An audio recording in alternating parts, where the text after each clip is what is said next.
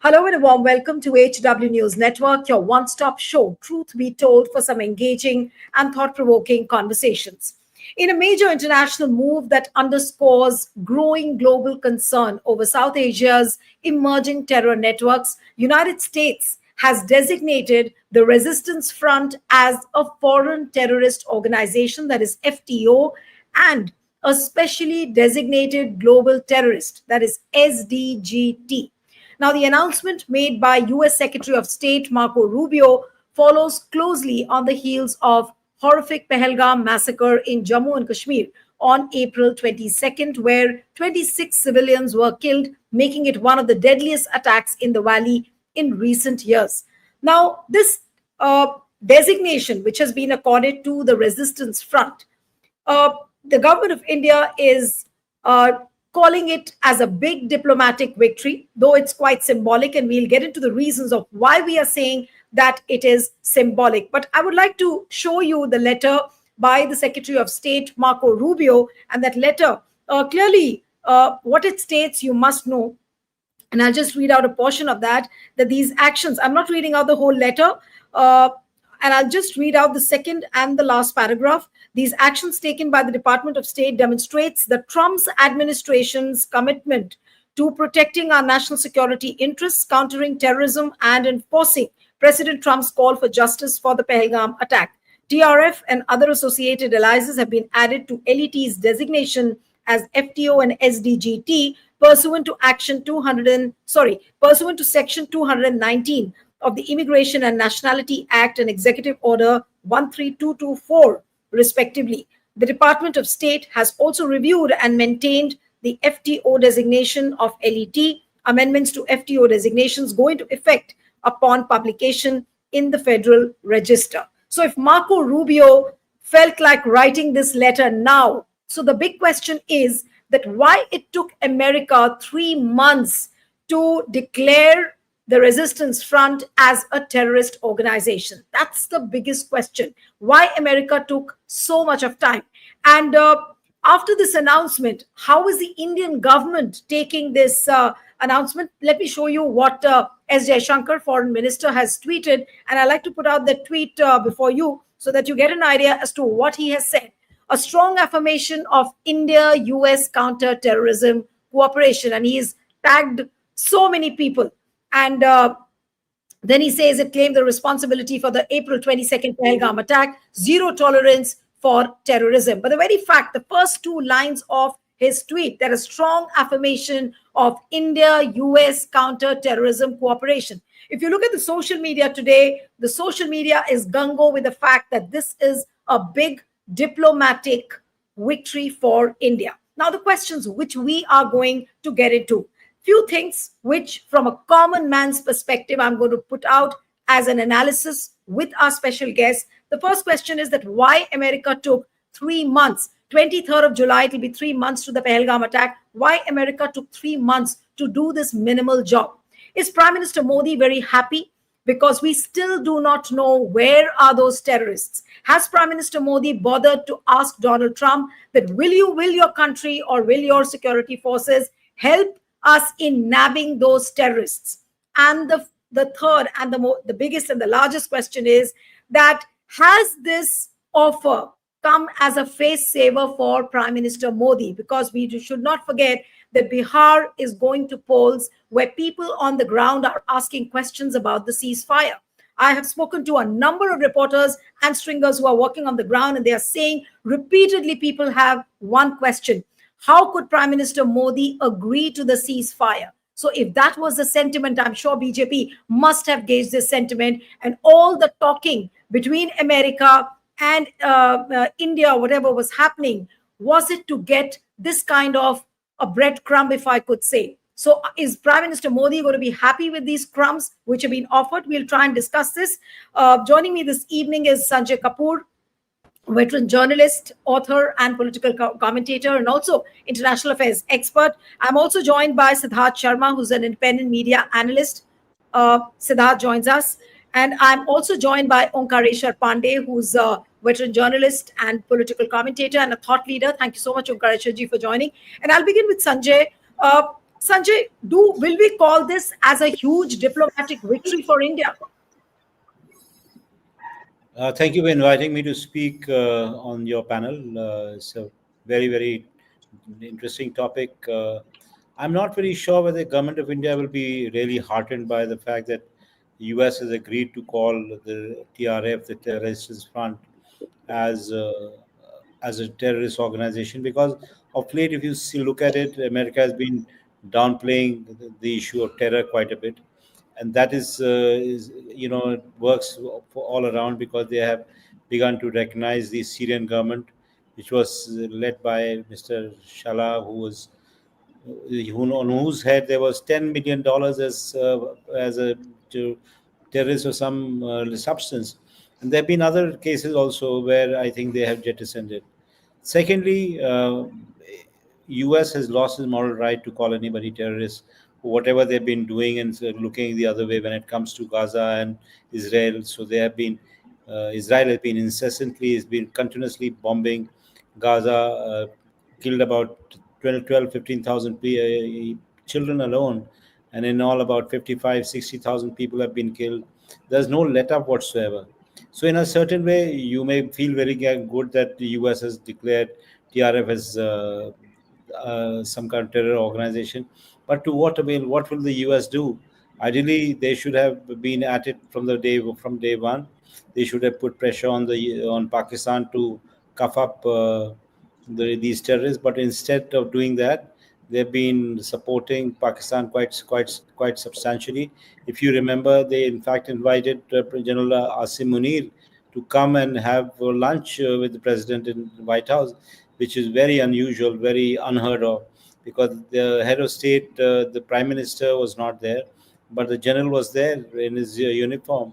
So that is very unusual. And why did they do it? If they were cognizant of the fact that India links Lashkar-e-Taiba with Pakistan Army, and Lashkar-e-Taiba is the one that feeds into the TRF. All these linkages have been talked about in for quite a while. But the fact is that the US has its own calculations, has its own understanding of how things play out. And these circumstances, I don't think they are in any ways giving an impression that they will change their track. You asked about said something about Bihar. I don't think in Bihar this kind of thing will really impact. What will really impact is a narrative that the prime minister is strong and nothing can go wrong. He can manipulate various countries, can do whatever he wants. So if that narrative is still available to the people in Bihar, then this might work. But the fact of the matter is that Pakistan and terror is not washing in Bihar. Bihar has its own share of problems. They are worried about how many people have been removed from the voters list. About 37 to 38 lakhs have been removed. There's been a great amount of noise about the poor quality of governance provided by Mr. Nitish Kumar.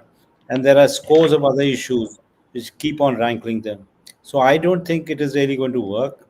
But having said that, these are still early days.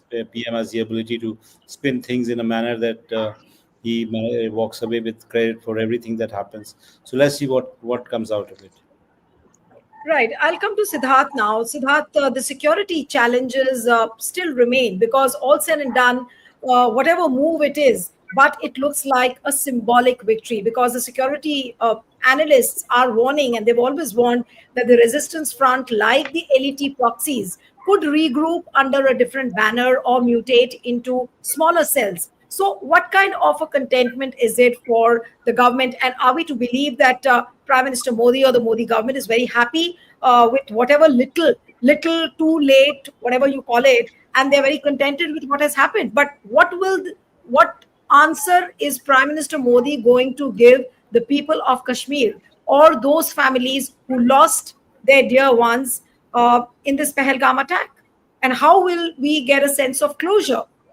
Is this enough? Well, our Pradhanji doesn't visit Pahalgam or doesn't speak to the victims, so that doesn't matter to him. But if considering if today, as you said, designating some institution or some organization in Kashmir is Pakistan is to be considered as a diplomatic victory, then today itself the European Union has sanctioned India's second biggest oil refinery in Wadinar in Gujarat. So does that mean that this was a diplomatic setback? I don't think so. What happens is essentially for a cricket fan, he is happy whenever his team wins, even if his team beats Zimbabwe, he is happy. But that doesn't make his team a World Cup winner, does it? It doesn't. So identifying a disease is not enough to regain health. Eradicating that disease is. There is a saying in Hindi, "Oont ke muh mein jeera." In English, it translates to feeding cumin seeds to a hungry camel, or a drop in the ocean doesn't make a splash. So ask any victim of any crime, is that victim, he or she, satisfied with mere identification of a perpetrator, or is justice really served when that perpetrator is caught and punished? That's the question. In 2008 Mumbai attacks, did India just identify Pak terrorists or also punish a guy called Mr. Kasab? It has been nearly 85 days now since Pahalgam, and Modi Sarkar, which came to power in the name of national security, has not yet even identified Pahalgam perpetrators, leave alone apprehending and punishing them. That's also a truth. In such a scenario, glossing over a foreign country, designating someone as a someone as a terrorist entity, doesn't stop terrorism. It only makes India notionally secure, not national security. No, it becomes notional security. For example, USA designated Maulana Masood Azhar as a terrorist in 2019. So has isn't he responsible for Pahalgam even happening in 2025? USA has designated Dawood. Hasn't has Mr. Dawood been served justice or tried for his role in the 1993 Mumbai attacks? USA designated Lashkar-e-Toiba as a terrorist organization way back in 2001. It was didn't it still mastermind 2008 Mumbai attacks? So essentially, the point is simple: identifying a criminal can be done by any eyewitness. For that, you don't need an expert. Any eyewitness can. There can be a crime happening somewhere, and the criminal can be identified by any eyewitness. But unless the government apprehends and punishes a criminal, the crime keeps on continuing. So, and that exactly is the folly of the BJP government. It's all walk and no talk. You cannot depend on a foreign government like United States of America designating somebody as a terrorist organization and then saying justice has been done. Who were the four people? Who were the four terrorists? Or whether it was four, whether it was three, whether it was five, whether it was 10. Where are those terrorists identified for the Pahalgam attacks? Have they been identified? No. Have they been apprehended? No. Have they been punished? No. So by this thing, this is all walk and no talk. This is, as you said, very symbolic, very optics. This becomes a optics of it. This is like just giving cumin seeds to a hungry camel. You have a vote bank of yours. You have a supporter BJP ecosystem. They have been on the back foot since for the last nearly 2.5 months after Mr. Trump hijacked the entire ceasefire thing. He ceasefire. He announced ceasefire on behalf of India. So after that, we know the entire BJP ecosystem has been on the back foot. They needed some crumbs so that they can show that yes, I am winning here. And this has come as some kind of that's what I said. This is just optics, and there is nothing substantial in it. Okay, so it's a symbolic victory, nothing very substantive. Omkaresha ji, I'll come to you now. But is this some kind of a carrot which has been handed over by Donald Trump to Prime Minister Modi, and Modi has got a face saver for Bihar elections? I would like you to link it with Bihar elections. I'm sure the Bhakt army of Prime Minister Modi and the BJP will be gung-ho about it, that look, this is what our Prime Minister has done. We at least could put so much of pressure on Donald Trump so that, he's declared the Resistance Front as a terrorist organization. Is all that going to play out during the Bihar elections, you feel? Absolutely. This is a classic geopolitical lollipop which has been given by America. It's an empty gesture, time to boost electoral crisis optics in Bihar. And if I would like to ask Marco Rubio, why this delay? America has everything. They have all kinds of intelligence network. They have satellites. They can see whatever happening anywhere and everywhere. So my question is, when India tried to dismantle the terror camps in Pakistan, you came in between and you are claiming that you mediated. What does it mean?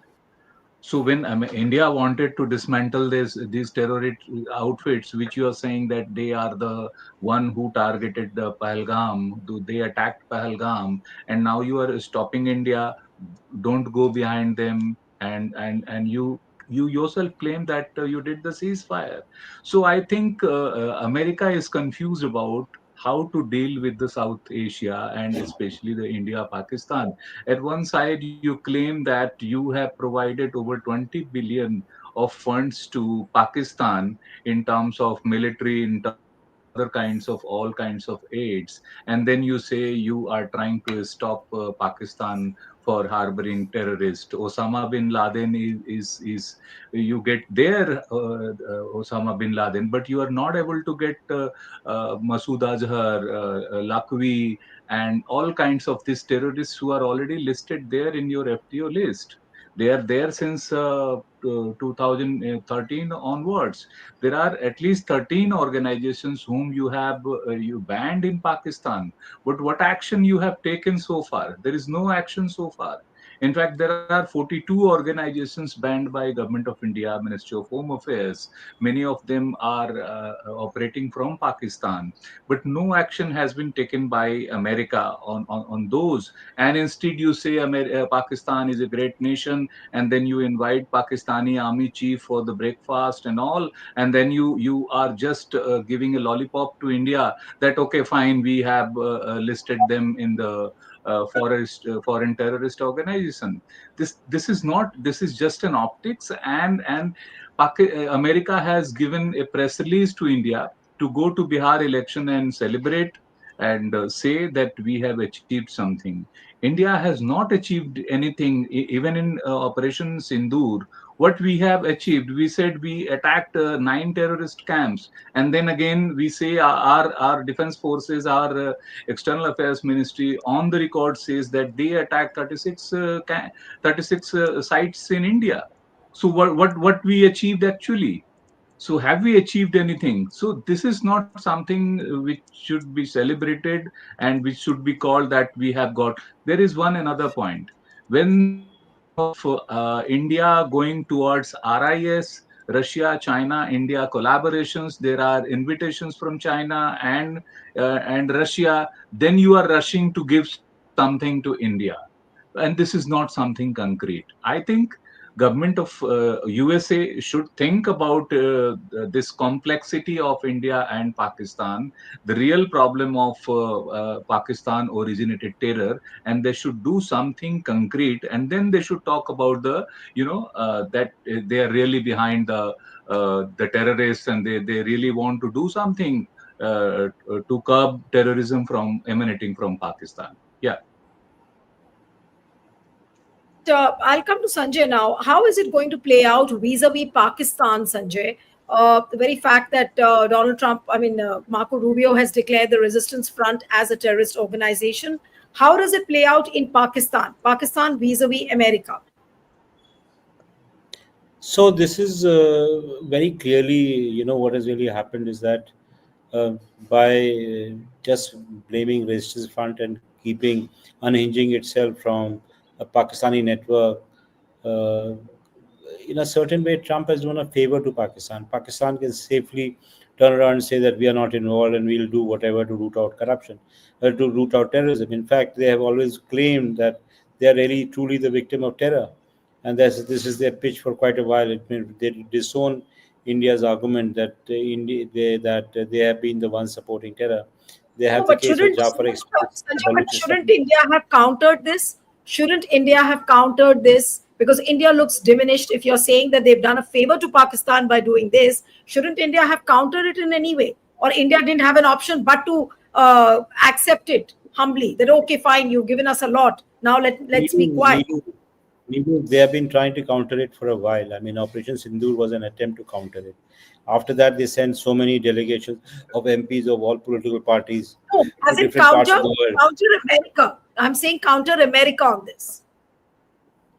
Counter America is something that they might find it difficult to do because they are at the moment waiting for America to announce the tariffs, and they should have done that on the 8th. And every time you have Mr. Trump opening his mouth, he says that he will be announcing tariff, and he will open up the economy. It's like very derogatory terms. He says that if India is closed and closed only for the US, he says that he will open up the economy and do it in such a manner that we, as if we don't want US to do anything like that. If that is what the Indian policy has been, we have to stand by it rather than being compelled by US to do it.